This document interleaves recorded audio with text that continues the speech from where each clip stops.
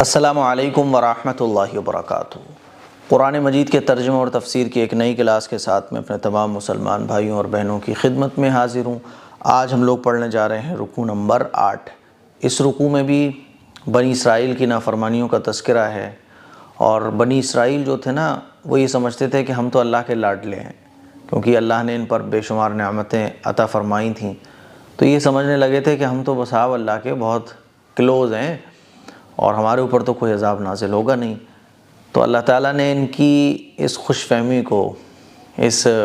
غلط فہمی کو دور فرمایا کہ ایسا نہیں ہے، بلکہ جو بھی شخص اللہ اور اللہ کے رسول پر ایمان رکھتا ہو تو وہ اللہ کے نزدیک جو ہے وہ اجر پائے گا، اور آخرت میں اس کو اجر ملے گا، وہ شخص کامیاب ہے۔ چاہے کوئی یہودی ہو، عیسائی ہو، صابی ہو۔ اس میں پہلی جو آیت ہے نا، اس میں ایک لفظ آیا ہے صابی، تو صابی کہا جاتا ہے ستارہ پرست لوگوں کو جو ستاروں کی پوجا کرتے ہیں۔ تو عرب میں یہودی، عیسائی، ان کے علاوہ ہے نا مشرکین کے علاوہ صابی لوگ بھی رہا کرتے تھے جو ستاروں کی پوجا کرتے تھے، تو اللہ تعالیٰ نے ان کا بھی ذکر یہاں کیا ہے اور فرمایا کہ دیکھو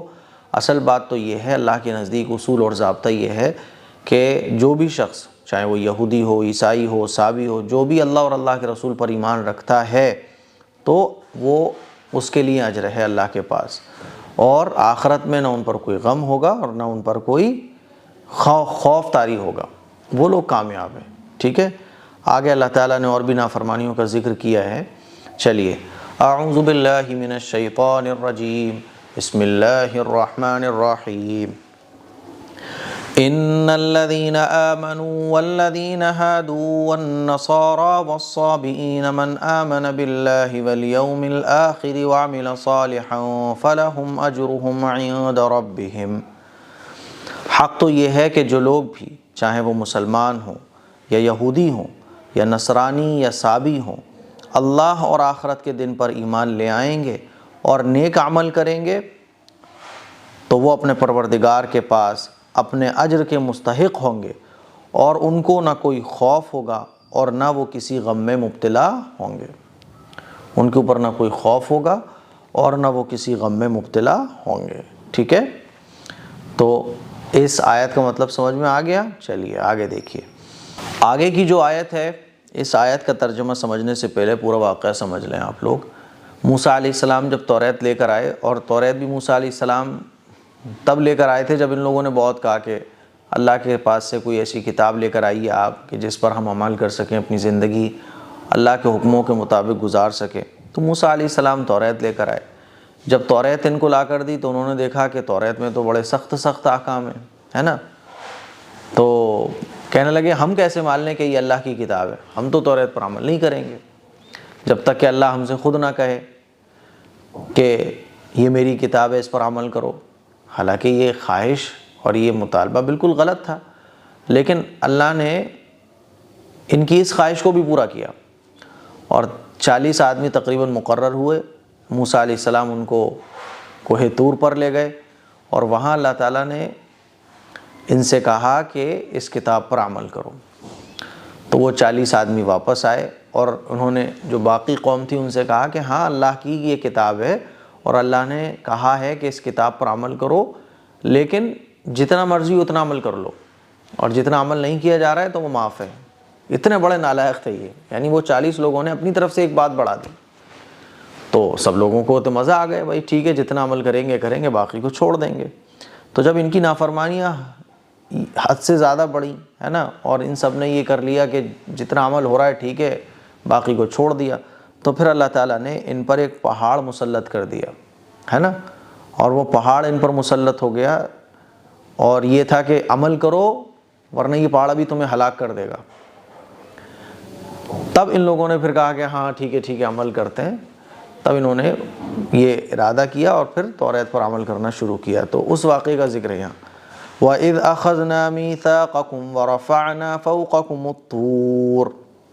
اور وہ وقت یاد کرو جب ہم نے تم سے توریت پر عمل کرنے کا عہد لیا تھا، جب ہم نے تم سے توریت پر عمل کرنے کا عہد لیا تھا،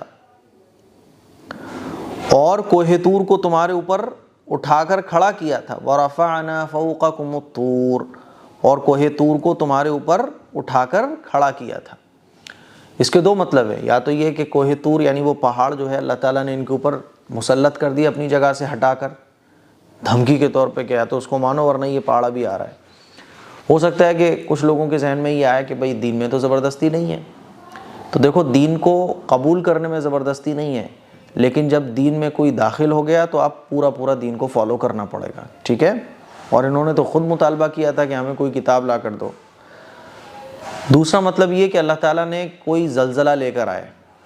اللہ کی طرف سے کوئی زلزلہ آیا، اور اس زلزلے کا مطلب یہ تھا کہ یا تو تم اس کو توریت کو مانو مکمل طور پر، ورنہ یہ زلزلہ تمہیں ہلاک کر دے گا۔ تو دونوں مطلب ٹھیک ہے۔ چلیے،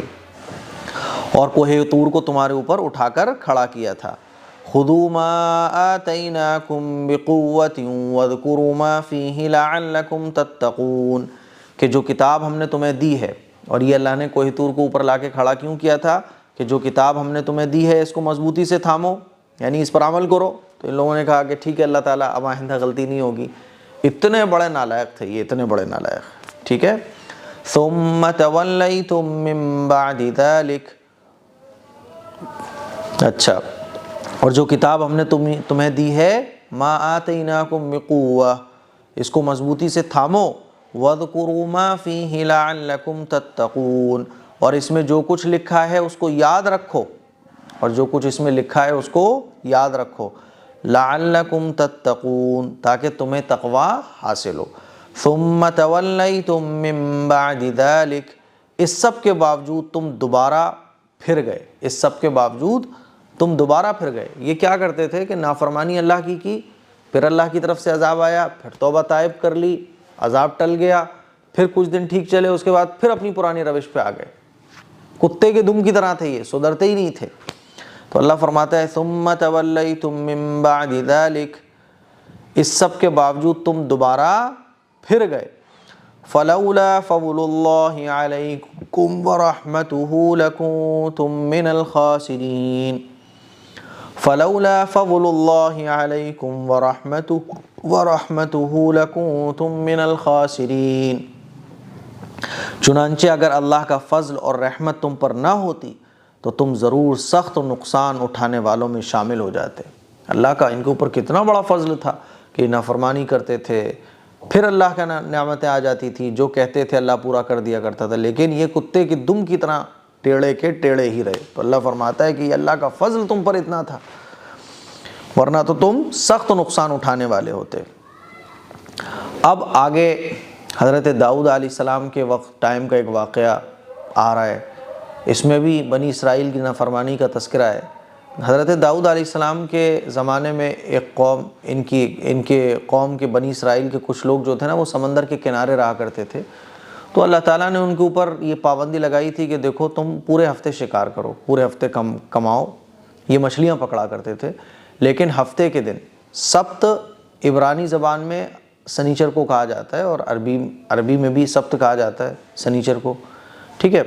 تو ان کو کہا گیا تھا کہ دیکھو آپ کو ہفتے میں، سیٹرڈے میں آپ کو مچھلیاں نہیں پکڑنی ہیں، اور سیٹرڈے میں ہی مچھلیاں جو ہے نا کچھ زیادہ ہو جاتی تھیں، کنارے کی طرف آ جاتی تھی۔ تو یہ لالچ ان کے دل میں آ گیا، تو انہوں نے کہا کہ چلو اللہ نے تو منع کیا ہے، حکم یہ ہے کہ ہفتے کے دن شکار نہیں کرنا۔ تو انہوں نے کیا کیا کہ سمندر سے جوڑ کر جو ہے نا وہ اپنی کیاریاں اور حوض ٹائپ کے بنا دیے، تاکہ جو مچھلیاں آئیں تو وہ اس حوض میں آ جائیں، تو سیٹرڈے کا دن جیسی کراس ہوگا تو سنڈے میں ہم ان کو پکڑ لیں گے۔ تو انہوں نے اس طرح سے اللہ کی نافرمانی کرنے کا ہیلہ تلاش کر لیا۔ تو جب اللہ کی نافرمانی انہوں نے کی تو اللہ تعالیٰ نے ان کے اوپر بھی عذاب نازل کیا اور ان کو بندر بنا دیا۔ تو اللہ تعالیٰ ان کی اس نافرمانی کا تذکرہ فرما رہا ہے۔ چلیے، وَلَقَدْ عَلِمْتُمُ الَّذِينَ اعْتَدَوْا مِنْكُمْ فِي السَّبْتِ فَقُلْنَا لَهُمْ كُونُوا قِرَدَةً خَاسِئِينَ۔ میں اس واقعے کو اگر تفصیل سے سناؤں گا نا تو ٹائم بہت لگے گا۔ یہ واقعہ تفصیل سے آگے آ رہا ہے، آگے کی جو صورتیں ہم لوگ تفسیر میں پڑھیں گے نا تو اس میں یہ واقعہ آ رہا ہے، تو وہاں آپ کو سمجھنے میں آسانی رہے گی، اسی لیے میں نے آپ کو شارٹ سمجھا دیا۔ جب شارٹ سمجھ جاؤ گے تو جب لانگ سمجھو گے تو پہلے سے آپ کے ذہن میں سب کچھ آ جائے گا، اتنا کچھ جو میں نے بتایا، ٹھیک ہے۔ چلیے، وَلَقَدْ عَلِمْتُمُ الَّذِينَ اعْتَدَوْا مِنْكُمْ فِي السَّبْتِ فَقُلْنَا لَهُمْ كُونُوا قِرَدَةً خَاسِئِينَ۔ اور تم اپنے ان لوگوں کو اچھی طرح جانتے ہو جو سنیچر یعنی سبت کے معاملے میں حد سے گزر گئے تھے۔ بنی اسرائیل اپنی پچھلی حرکتوں کو خوب جانتے تھے، تو اللہ تعالیٰ نے قرآن میں ان کی انہی حرکتوں کا ذکر کیا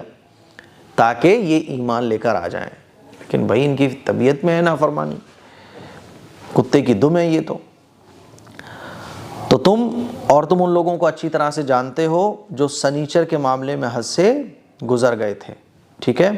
فَقُلْنَا لَهُمْ كُونُوا قِرَدَةً خَاسِئِينَ، چنانچہ ہم نے ان سے کہا تھا کہ تم دھتکارے ہوئے بندر بن جاؤ، اللہ تعالیٰ نے ان کو بندر بنا دیا۔ چلیے، فَجَعَلْنَاهَا نَكَالًا لِمَا بَيْنَ يَدَيْهَا وَمَا خَلْفَهَا وَمَوْعِظَةً لِلْمُتَّقِينَ، پھر ہم نے اس واقعے کو اس زمانے کے اور اس کے بعد کے لوگوں کے لیے عبرت اور ڈرنے والوں کے لیے نصیحت کا سامان بنا دیا۔ یہ جتنے بھی واقعات ہوئے اللہ تعالیٰ نے ان کو عبرت اور اللہ سے ڈرنے والوں کے لیے نصیحت کا سامان بنا دیا کہ دیکھو ان واقعوں کو سنو اور اللہ کی نافرمانی سے بچو۔ چلیے آگے جو واقعہ ہے اس واقعے کو آپ سمجھو تاکہ ترجمہ اور تفسیر سمجھنے میں آپ کو آسانی ہو جائے۔ ایک بھائی نے یا پھر بھتیجوں نے اپنے چچا کو قتل کر دیا میراث کے لالچ میں، پیسوں کے لالچ میں، پھر ڈھونگ رچاتے ہوئے، ہوتا ہے نا کہ اپنے گناہوں پر پردہ ڈالنے کے لیے آدمی جو ہے نا ڈھونگ رچتا ہے، پھر روتے ہوئے حضرت موسیٰ علیہ السلام کے پاس آ گئے اور لوگوں کے پاس آ گئے، ارے صاحب ہمارے چچا کو کس نے مارا، ہمارے بھائی کو کس نے مارا، ہمیں تو قاتل کا پتہ چاہیے۔ وہ کہتے ہیں نا کہ مگرمچھ کے آنسو، تو مگرمچھ کے آنسو نکالنے لگے تاکہ لوگوں کو شک نہ ہو، اور ضد کرنے لگے ہمیں تو قاتل کا پتہ چاہیے، ہمیں تو قاتل کا پتہ چاہیے کہ کس نے قتل کیا ہمارے بھائی کو، ہمارے چچا کو۔ تو موسیٰ علیہ السلام نے اللہ تعالیٰ سے دعا کی کہ اللہ تعالیٰ اس مسئلے کو سلجھائیں، تو اللہ تعالیٰ نے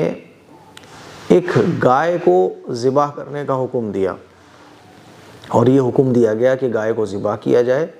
اور اس گائے کو ذبح کرنے کے بعد اس کا گوشت مردے کے یعنی مقتول کے جس کو قتل کیا گیا ہے اس کو لگا دیا جائے، تو وہ قاتل کا نام خود بتا دے گا، ٹھیک ہے۔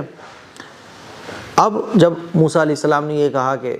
اللہ نے گائے کو ذبح کرنے کا حکم دیا ہے، اس گائے کا گوشت جو ہے وہ آپ اس کے لگا دیں، تو یہ اپنے یعنی جس کو قتل کیا ہے مقتول کے لگا دیں تو وہ قاتل کا نام بتا دے گا۔ اب بنی اسرائیل تو چونکہ نافرمان تھے تو کہنے لگے اچھا یہ بتاؤ ذرا وہ گائے کیسی ہونا چاہیے، وہ گائے کیسی ہو، موٹی ہو، پتلی ہو، یا بچے والی ہو یا بغیر بچے والی ہو، کھیتی میں کام کرتی ہو کہ نہ کرتی ہو، اس کا کلر کیسا ہو، ہندی کی چندی کرنے لگے خام خواہ میں۔ موسیٰ علیہ السلام ذرا یہ تو بتاؤ، ابھی تو بات ادھوری ہے، بات سمجھ نہیں آ رہی پوری۔ تو پھر خام خواہ میں انہوں نے جو ہے نا بے وجہ کی باتیں نکال کے تنگ کر دیا حضرت موسیٰ علیہ السلام کو۔ آخر کار جو کنڈیشنز پھر اللہ تعالیٰ نے بتائیں تو ایسی سخت کنڈیشنز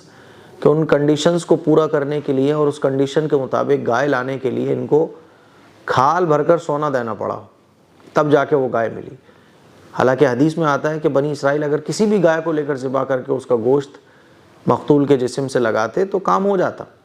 لیکن بس وہی مذاق دل لگی کرنا، ہندی کی چندی کرنا، پریشان کرنا، یہ ان کی عادت ہے۔ بہرحال پھر اس طرح سے اس گائے کو ذبح کیا گیا اور قاتل کا پتہ چل گیا۔ چلیے، وَإِذْ قَالَ مُوسَىٰ لِقَوْمِهِ إِنَّ اللَّهَ يَأْمُرُكُمْ أَن تَذْبَحُوا بَقَرَةً، اور وہ وقت یاد کرو کہ جب موسیٰ علیہ السلام نے اپنی قوم سے کہا تھا کہ اللہ تمہیں حکم دیتا ہے کہ تم ایک گائے ذبح کرو۔ اب دیکھو آپ کو سب سمجھ میں آ رہا ہوگا کہ گائے کو ذبح کرنے کا حکم کیوں دیا گیا۔ قَالُوا أَتَتَّخِذُنَا هُزُوًا، اور وہ کہنے لگے کہ کیا آپ ہمارا مذاق بناتے ہیں؟ یہ کہا انہوں نے نالائقوں نے، کیا آپ ہمارا مذاق بناتے ہیں؟ گائے کو ذبح کریں ہم قاتل کو پتہ کرنے کے لیے، ایسے مذاق بنانے لگے۔ قال اعوذ باللہ ان اکون من الجاہلین، موسیٰ علیہ السلام نے کہا کہ میں اس بات سے اللہ کی پناہ مانگتا ہوں کہ میں ایسے نادانوں میں شامل ہوں جو مذاق میں جھوٹ بولے، کیونکہ مذاق میں بھی جھوٹ بولنا جائز نہیں ہے۔ موسیٰ علیہ السلام نے کہا کہ میں اس بات سے اللہ کی پناہ مانگتا ہوں کہ میں ایسے نادانوں میں شامل ہو جاؤں کہ جو جھوٹ بولتے ہیں۔ قالوا ادع لنا ربك يبين لنا ما هي، اب ہونا تو یہ چاہیے تھا کہ جب گائے کو ذبح کرنے کا کہا تھا تو جاتے ایک گائے کو لے کے آتے، اس کو ذبح کر دیتے۔ وہی ہوتا ہے نا کہ کسی کام کو نہ کرنا ہو تو جیسے گھر کے بچے کرتے ہیں، امی کہتی ہیں، پاپا کہتے ہیں یہ سامان لے آؤ، ابھی آنا ضروری ہے، کل نہیں آ سکتا، کب ضرورت ہے اس سامان کی، ابھی تو دکان بند ہو گئی ہوگی، اب تو 10 بج گئے، ابھی تو وہ لنچ پہ گیا ہوگا، ابھی تو ڈنر پہ گیا ہوگا، تو بہانے ہوتے نہ کرنے کے۔ تو ایسے ہی یہ لوگ کہنے لگے، انہوں نے کہا قالوا ادع لنا ربک یبین لنا ما ہی، انہوں نے کہا کہ آپ ہماری خاطر اپنے پروردگار سے درخواست کیجئے کہ ہمیں صاف صاف بتائیں کہ وہ گائے کیسی ہو، اللہ تعالیٰ ہمیں صاف صاف بتائیں کہ وہ گائے کیسی ہو۔ قال انه يقول انها بقرة لا فارض ولا بکر، موسیٰ علیہ السلام نے کہا اللہ فرماتا ہے وہ گائے ایسی ہو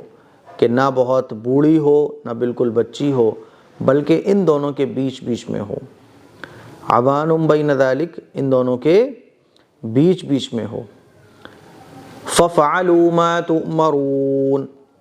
بس اب جو حکم تمہیں دیا گیا ہے اس پر عمل کر لو۔ اب اللہ نے بتا دی نشانی، اور اب جو حکم دیا گیا ہے اس پر عمل کر لو۔ تو وہ کیا کہنے لگے؟ قَالُوا ادْعُ لَنَا رَبَّكَ يُبَيِّن لَنَا مَا لَوْنُهَا،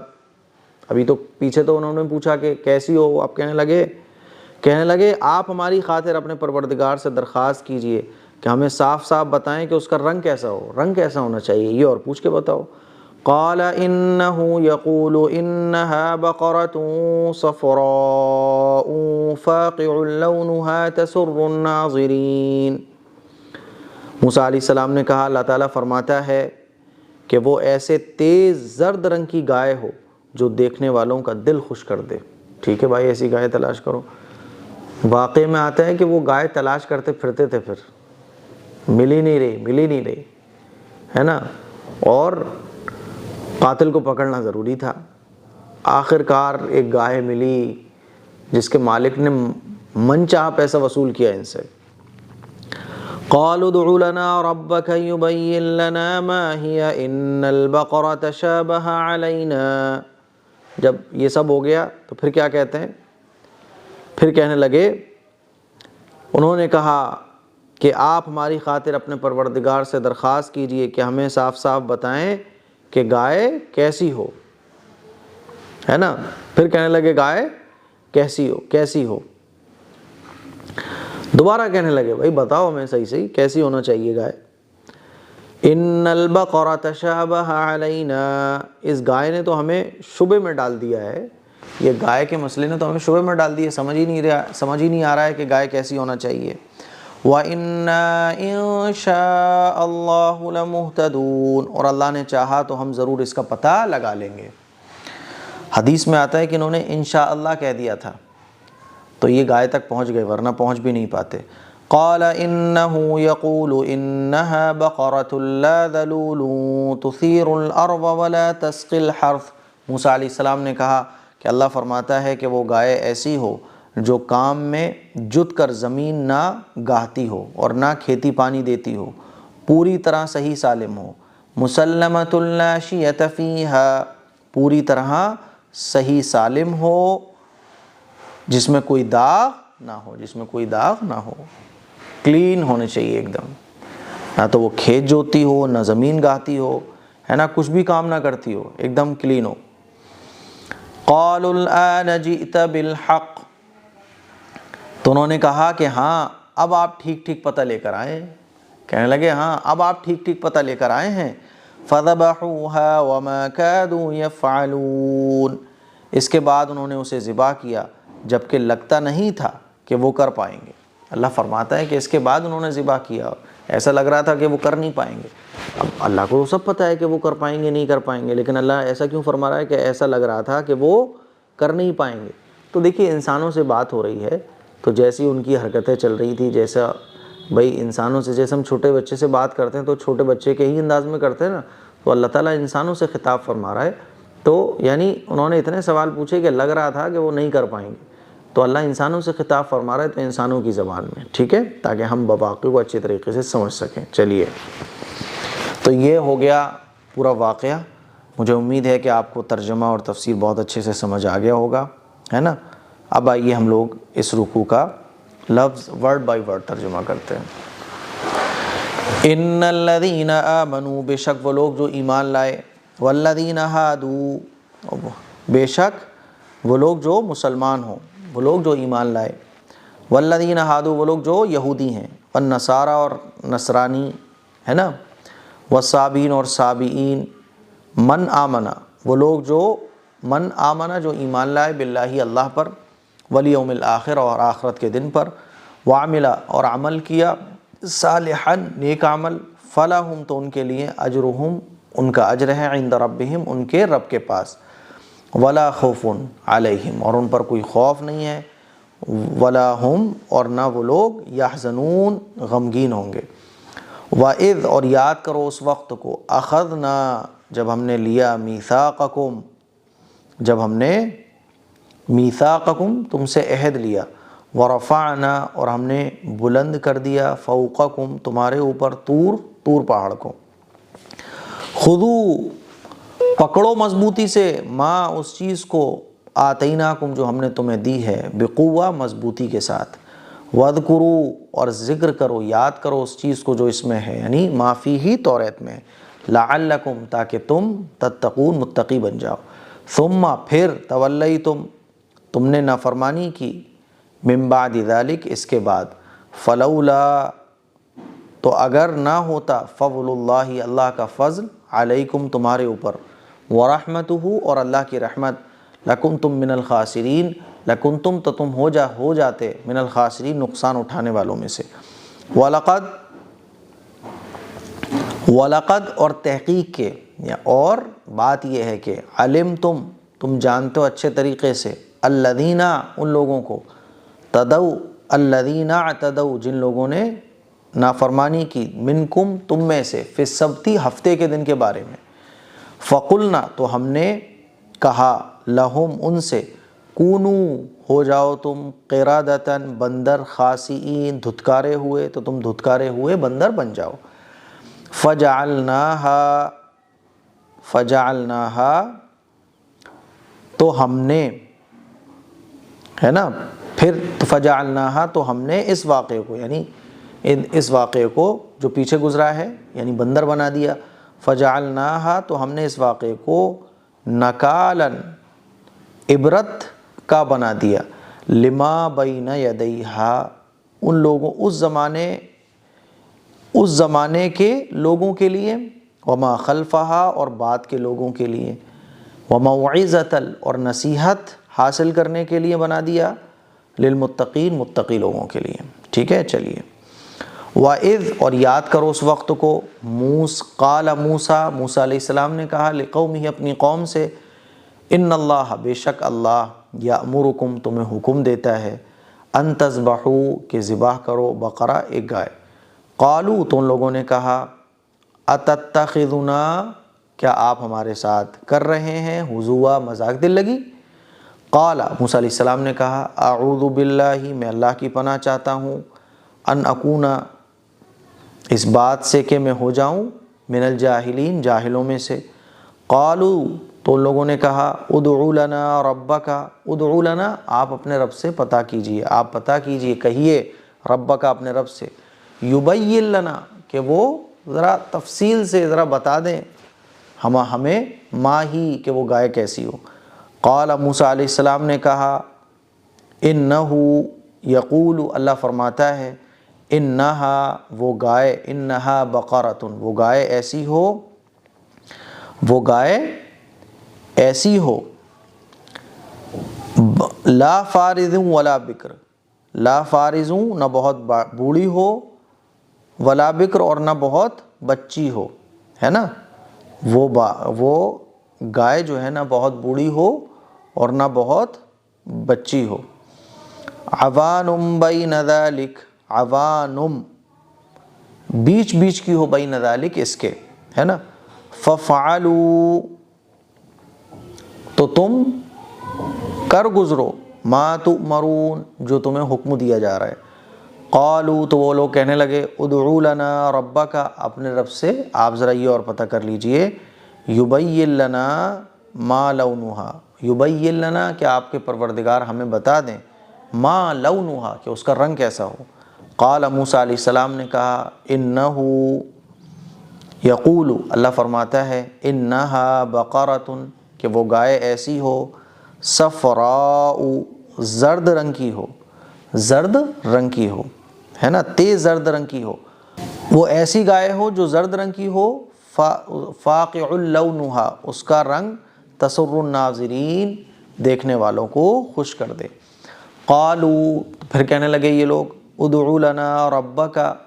آپ اپنے رب سے یہ اور پوچھ لیجئے، یبین لنا کہ وہ ہمیں بتا دیں، ما ہی وہ کیسی ہو، ان البقرہ بے شک گائے کے معاملے نے تو تشابہ ہمیں شک میں ڈال دیا ہے، علینا تشابہ ذرا مشکل ہو گیا ہے، علینا ہم پر، وَإِنَّا اور بے شک ہم انشاء اللہ اگر اللہ نے چاہا لمہتدون تو اس گائے کو پالیں گے۔ قال موسیٰ علیہ السلام نے کہا انہ یقول، اللہ تعالیٰ فرماتا ہے انہا بقرۃ وہ گائے ایسی ہو، لا ذلول جو کام میں جت کر، جو کام میں جت کر، لا ذلول نہ گاہتی ہو، ہے نا، تثیر الارض نہ زمین کو، نہ زمین گاہتی ہو کام میں جت کر، ولا تسقی الحرث اور نہ کھیتی کو پانی دیتی ہو، مسلمۃ بالکل صحیح سلامت ہو، لا شیۃ فیہا کہ اس میں کوئی داغ نہ ہو۔ قالوا کہنے لگے الآن اب، جئتا آپ لے کر آئے ہیں، بالحق صاف ستھری بات، صحیح بات، فذبحوہا تو انہوں نے اس گائے کو ذبح کیا، وما کادوا یفعلون، وما کادوا یفعلون اور لگتا نہیں تھا کہ وہ کر پائیں گے۔ تو یہ ہمارا 8واں رکوع کمپلیٹ ہو چکا ہے، 7واں رکوع ہمارا کمپلیٹ ہو گیا۔ اس کو شیئر کریں، دوسروں تک پہنچائیں۔ السلام علیکم ورحمۃ اللہ وبرکاتہ۔